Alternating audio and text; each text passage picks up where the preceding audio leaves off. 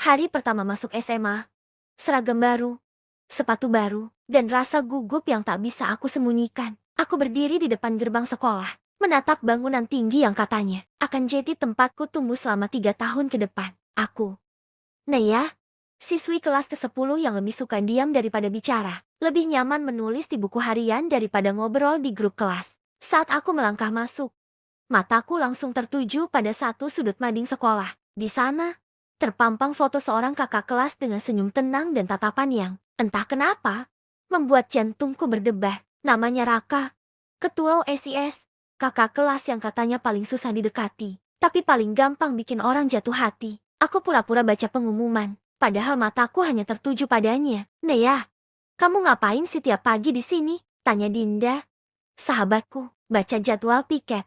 Jawabku cepat, padahal aku tahu jadwal itu nggak pernah berubah. Setiap pagi, aku berdiri di depan mading, diam-diam, menatap fotonya, menyimpan rasa yang bahkan belum sempat tumbuh. Aku mulai menulis tentangnya di buku harian, tentang senyumnya, tentang cara dia berdiri saat memberi pengumuman, bahkan tentang warna sepatu yang dia pakai tiap hari. Semua terasa baik-baik saja. Aku hanya penonton dalam cerita yang tak pernah aku mulai. Tapi aku tak tahu bahwa cerita ini akan berubah, bahwa diam-diamku akan terdengar, bahwa rasa yang aku simpan akan menemukan jalannya, dan semuanya dimulai dari satu tabrakan kecil. Aku sedang berjalan sambil membaca novel.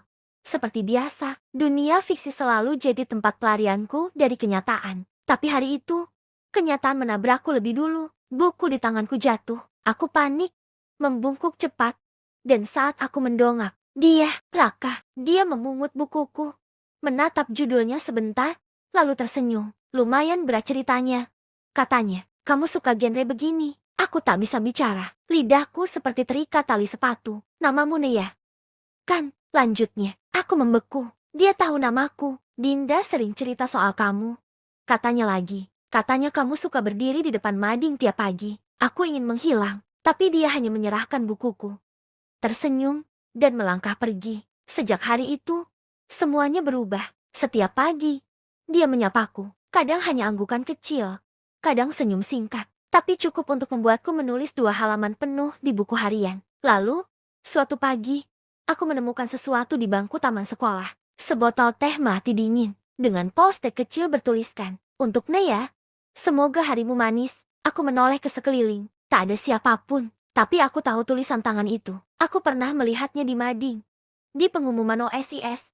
Itu tulisan Raka. Jantungku seperti melompat keluar dari dada. Aku tak pernah bilang ke siapapun kalau aku suka teh melati. Bahkan Dinda pun tak tahu. Kenapa dia tahu? Aku mulai menulis lebih banyak tentangnya di buku harian. Tapi aku tak tahu bahwa buku itu akan menjadi awal dari konflik yang tak pernah aku duga. Hari itu, aku membuka laci meja seperti biasa. Tapi buku harian biruku tempat aku menulis semua tentang Raka hilang. Aku membeku, mencari di bawah meja, di tas, di rak buku. Tidak ada. Panik mulai merayap. Di dalam buku itu, aku menulis semuanya. Tentang teh melati, tentang senyumnya, bahkan tentang rasa takutku kalau dia tahu aku menyukainya. Sore harinya, saat aku duduk sendiri di bangku taman sekolah, Raka datang. Dia membawa sesuatu di tangannya. Buku harian biruku. "Ini punyamu, kan?" Katanya pelan. Aku mengangguk.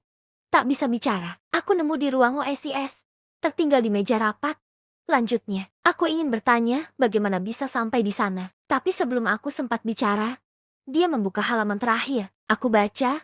Katanya, "Maaf." Jantungku seperti berhenti. Aku ingin kabur, tapi kakiku tak bergerak. "Aku tahu kamu malu," katanya. "Tapi aku senang kamu menulis tentang aku." Aku menunduk, karena aku takut kamu menjauh. Dia tersenyum. "Aku nggak akan pergi. Tapi aku juga nggak mau kamu terus menyimpan semuanya sendiri. Dan sekarang, aku harus memutuskan.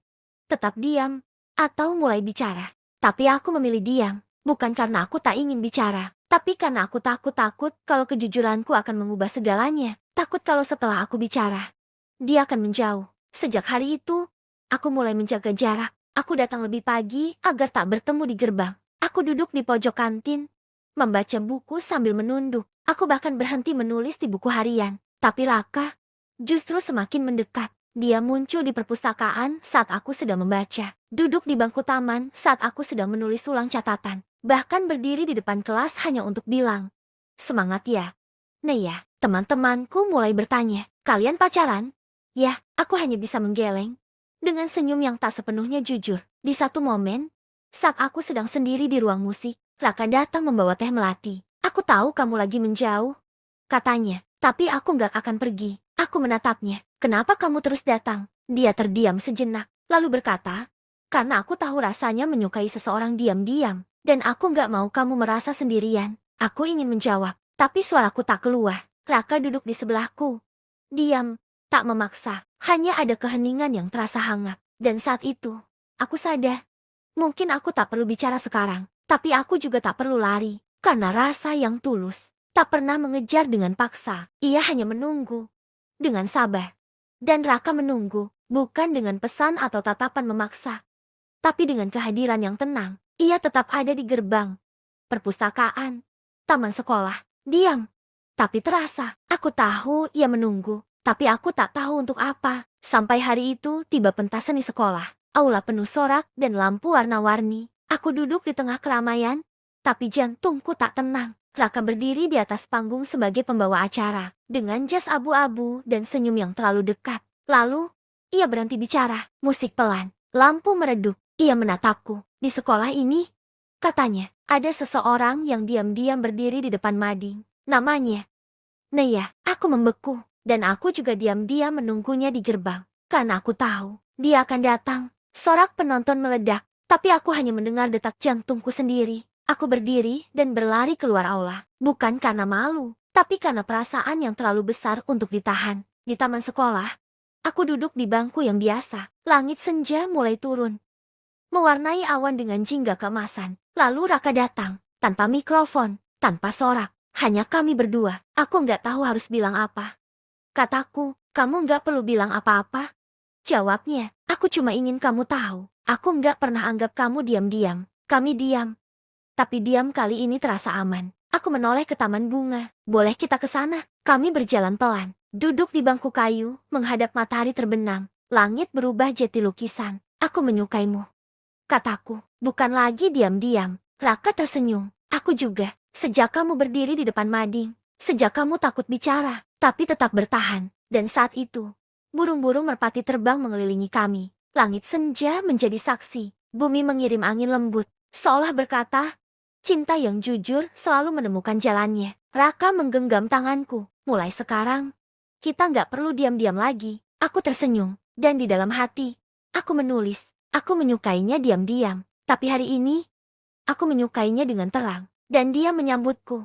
Cerita kami tak lagi sembunyi. Cerita kami baru saja dimulai. Hari itu, aku menunggu di taman bunga depan sekolah. Tempat yang jarang ramai, tapi selalu dipenuhi warna. Bunga-bunga bermekaran seperti tahu aku sedang menunggu sesuatu yang penting. Langit mulai berubah.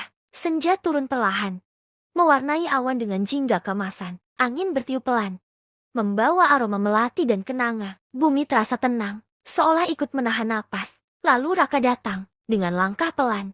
Dia berjalan melewati barisan bunga, lalu duduk di sebelahku. Tak ada kata-kata, hanya keheningan yang terasa hangat. Aku menatapnya. Aku belum sempat bilang, kataku pelan. Dia menoleh. Bilang apa? Aku menarik napas. Aku menyukaimu. Bukan lagi diam-diam, tapi dengan suara yang bisa kamu dengar. Raka terdiam, lalu tersenyum. Aku juga belum sempat bilang, katanya. Aku menatapnya. Bingung. Aku menyukaimu, Naya.